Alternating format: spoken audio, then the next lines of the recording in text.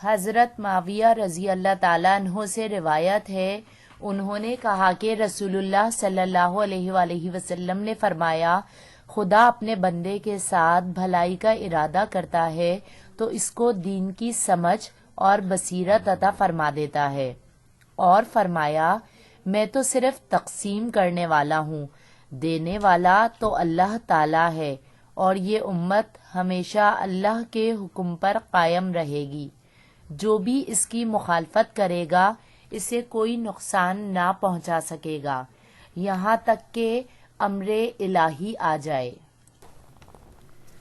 یہ مختصر حدیث انتہائی جامع ہے۔ آپ نے انتہائی حکمت کے ساتھ اس حدیث میں 3 باتیں بہت اچھی طرح ذہن نشین کرائی ہیں۔ پہلی بات، خدا کی سب سے بڑی نعمت دین کی بصیرت ہے۔ دوسری بات، رسول صلی اللہ علیہ وآلہ وسلم جو کچھ پہنچاتے ہیں وہ خدا ہی کی طرف سے ہوتا ہے۔ اور تیسری بات، یہ امت قیامت تک حق پر قائم رہے گی۔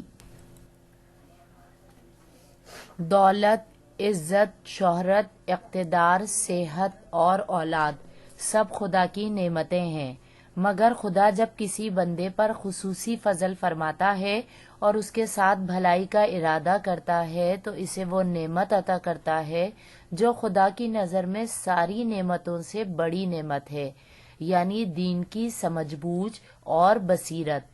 دین کی سمجھ بوجھ یہ ہے کہ پورے شعور اور کامل یقین کے ساتھ سمجھ کر دین کی اتباع کرے کہ دونوں جہاں کی فلاح و کامرانی کی واحد راہ یہی ہے۔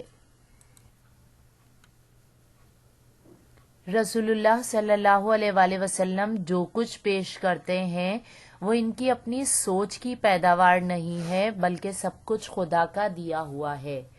اس بنیادی تعلیم کا ایک فائدہ تو یہ ہے کہ کوئی بھی شخص حضور صلی اللہ علیہ وآلہ وسلم کی صحیح حیثیت کو ہمیشہ یاد رکھے گا۔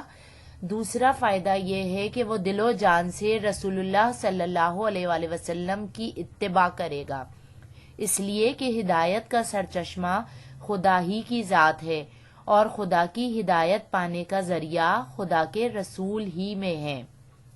یہ 2 حقیقتیں سامنے رہیں تو آدمی کبھی گمراہی کا شکار نہیں ہو سکے گا۔ تیسری بات، رسول اللہ صلی اللہ علیہ وآلہ وسلم نے یہ بتائی کہ یہ امت حق پر قائم رہے گی یہاں تک کہ امر الہی آ جائے، یعنی قیامت آ جائے۔